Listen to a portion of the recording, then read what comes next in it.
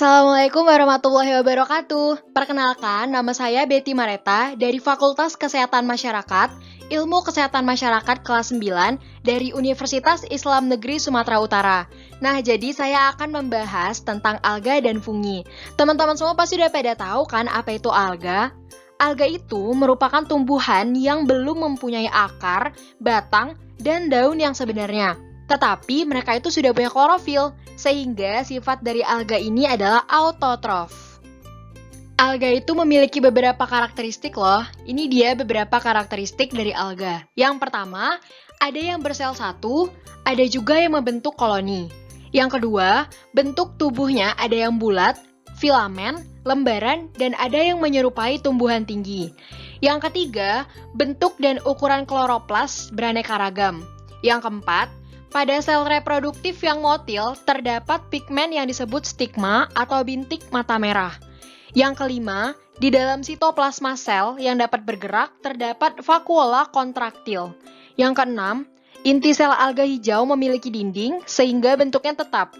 Inti sel alga hijau ini disebut dengan eukarion. Yang ketujuh, pada alga hijau yang motil, terdapat dua flagela yang sama panjang.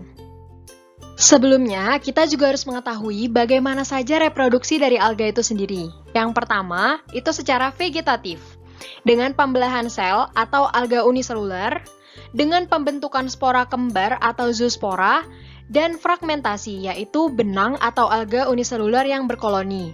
Kemudian, secara generatif, dengan cara konjugasi atau isogami, yaitu antara sel kelamin jantan dan sel kelamin betina yang mempunyai bentuk dan ukuran sama. Selanjutnya, dengan cara anisogami, yaitu organisme yang telah dapat dibedakan jenis kelaminnya yang berbeda ukurannya. Sel kelamin jantan itu ukurannya lebih kecil daripada sel kelamin betina. Selanjutnya, oogami, yaitu organisme yang berbeda jenis kelaminnya dan masing-masing jenis telah mempunyai alat kelamin atau gametangium. Nah, selanjutnya saya akan membahas tentang jenis-jenis alga. Yang akan saya bahas pertama kali adalah alga hijau atau chlorophyta. Di sini udah ada contoh-contoh dari alga hijau. Mereka ini memiliki ciri-cirinya masing-masing. Yang pertama, uniseluler dan multiseluler. Yang kedua, bersifat eukariotik. Yang ketiga, klorofil bersifat dominan. Yang keempat, bentuk kloroplasnya itu ada yang spiral, pita, jala, binatang, dan gelang. Yang kelima, habitatnya biasanya terdapat di air tawar, air laut, dan tempat basah. Yang keenam, reproduksinya itu secara generatif dengan isogami, anisogami, dan oogami, sedangkan secara vegetatif dengan zoospor dan alpanospora.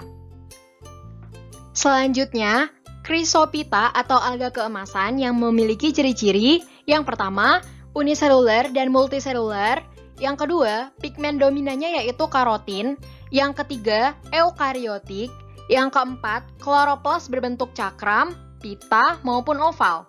Yang kelima, habitatnya biasanya terdapat di air tawar, air laut, dan tempat lembab. Yang keenam, reproduksi secara vegetatif dengan cara membelah diri, sedangkan secara generatif dengan peleburan gamet. Berikut contoh dari alga keemasan. Yang pertama itu adalah Navicula, kemudian ini ada Vaucheria. Berikutnya tentang alga coklat atau Phaeophyta. Ciri-ciri yang pertama adalah umumnya makroskopis. Yang kedua, sifatnya adalah eukariotik.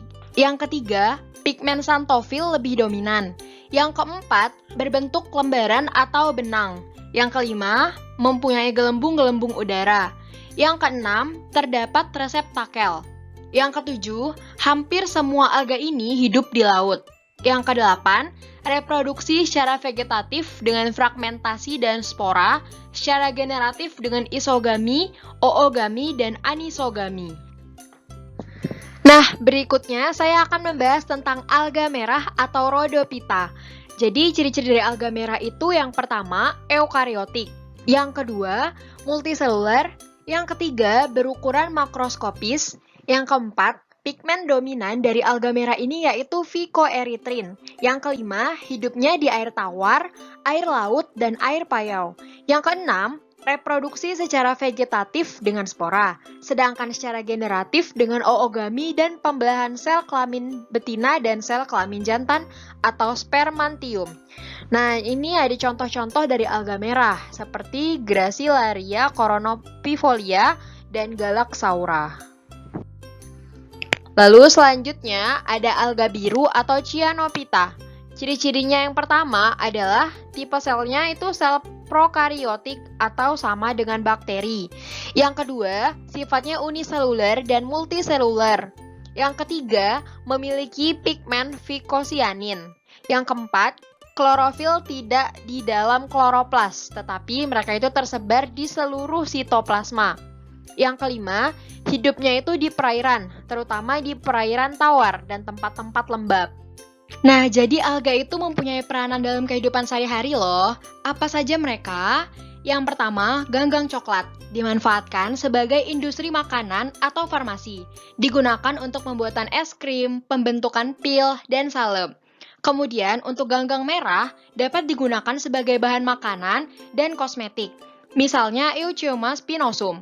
Selain itu juga untuk memadatkan media pertumbuhan bakteri. Kemudian ganggang keemasan yang biasa digunakan untuk bahan penggosok, bahan pembuat isolasi, penyekat dinamit, dan bahan pembuat cat. Kemudian ganggang hijau biasanya sebagai sumber makanan alternatif, misalnya Spirulina sp. Kemudian dapat untuk menambah nitrogen bebas sehingga menambah kesuburan tanah. Selanjutnya kita akan membahas tentang fungi. Nah, teman-teman tahu tidak apa itu fungi? Jadi, definisi dari fungi itu adalah organisme kemoheterotrof yang memerlukan senyawa organik untuk nutrisinya. Nah, di dalam dunia mikroba, jamur itu termasuk ke dalam divisi Mycota atau fungi. Mycota sendiri berasal dari kata mycus dalam bahasa Yunani dan disebut dengan fungi dalam bahasa Latin. Nah, teman-teman udah pada tahu belum kalau ternyata jamur itu 90%-nya terdiri dari air. Terus, terdapat 16 juta spora di dalam tiap-tiap jamur. Dan jamur tidak memiliki klorofil sehingga mereka tidak dapat berfotosintesis. Selanjutnya, ada kelompok yang termasuk ke dalam phylum fungi. Yang pertama ada kamir atau yes, merupakan sel tunggal yang membentuk tunas dan pseudohifa. Hifanya itu panjang, dapat bersepta atau tidak bersepta, dan tumbuh di miselium. Yes itu memiliki ciri khusus bereproduksi secara aseksual dengan cara pelepasan sel tunas dari sel induk. Yang kedua ada kapang atau mold. Nah, sebagian besar dari kapang ini memiliki tekstur yang tidak jelas dan biasanya ditemukan pada permukaan makanan yang membusuk atau hangat dan tempat-tempat yang lembab. Sebagian besar kapang, hifanya bersepta dan bersifat uniseluler. Hifanya disebut dengan hifa bersepta. Selanjutnya ada cendawan atau mushroom. Nah, mushroom ini fungi makroskopis yang memiliki tubuh buah dan sering digunakan untuk konsumsi. Cendawan itu sedikit berbeda. Cendawan memiliki bagian yang disebut dengan tubuh buah. Tubuh buah tersebut terdiri dari holdfast atau bagian yang menempel pada substrat, lamella, dan pileus. Ciri-ciri fungi. Yang pertama, eukariotik atau memiliki inti sel. Yang kedua, umumnya multiseluler, ada juga yang uniseluler. Yang ketiga, reproduksi dengan pembentukan spora. Yang keempat, tubuh disusun oleh benang-benang yang disebut dengan hifa. Hifa-hifa tersebut kemudian bersatu membentuk miselium. Yang kelima, habitat di tempat yang lembab. Yang keenam, tidak berklorofil.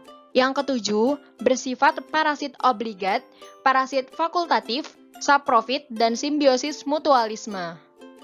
Berikut ada struktur tubuh jamur. Teman-teman bisa melihat dan kemudian ada fungsi dari masing-masing tubuh jamur.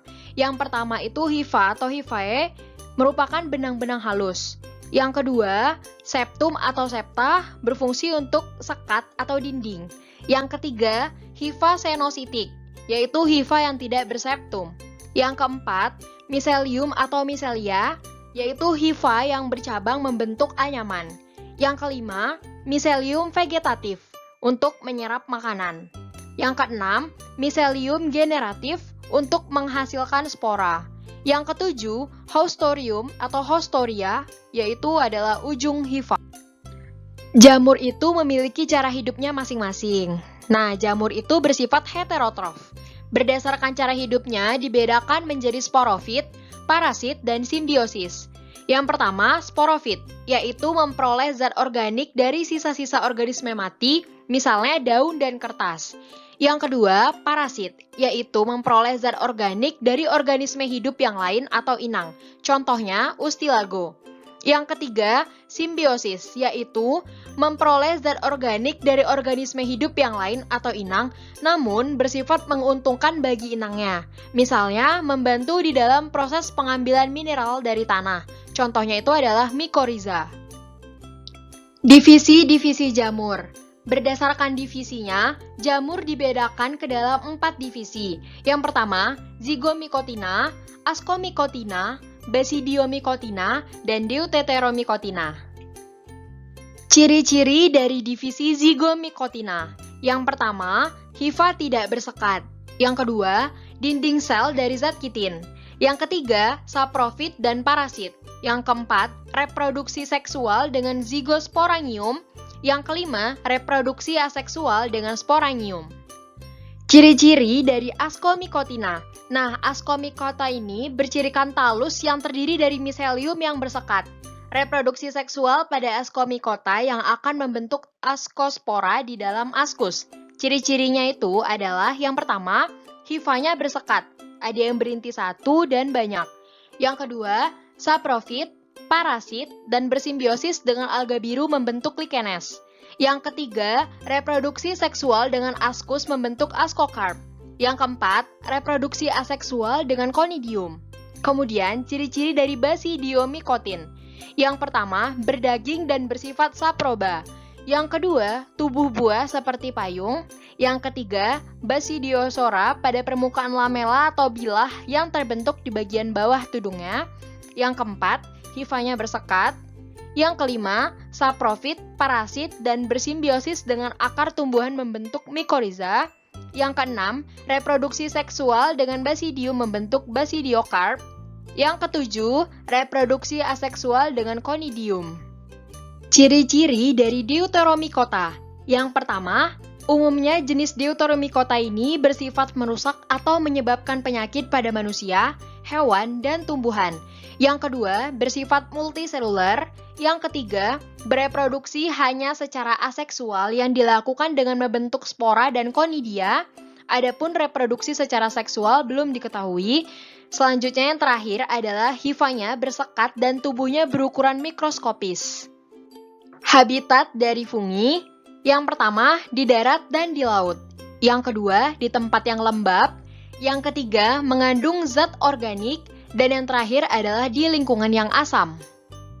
Peranan dari fungi. Yang pertama, Rhizopus oryzae yang digunakan untuk membuat tempe, Mucorza vanicus terdapat dalam ragi tape, Rhizopus nigricans digunakan dalam menghasilkan asam fumarate.